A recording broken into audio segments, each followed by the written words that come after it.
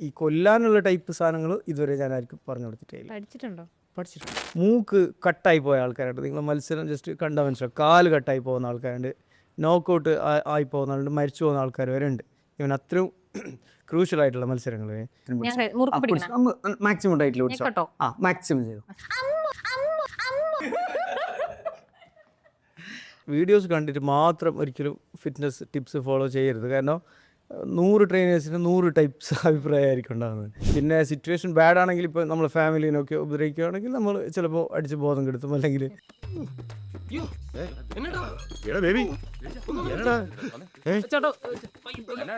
Okay അല്ലെങ്കിൽ നമുക്ക് ഇനി തിന്നാ എനിക്ക് മുട്ടം പണി കിട്ടും. സാധാരണ കഴിക്കുന്ന എല്ലാ ഫുഡും കഴിക്കാം. മീനും കഴിക്കാം, ചിക്കൻ കഴിക്കാം, ബിരിയാണി കഴിക്കാം, എന്നും കഴിക്കാം. പക്ഷെ തോന്നി എത്ര കഴിക്കാൻ പാടില്ല എന്നേ ഉള്ളൂ.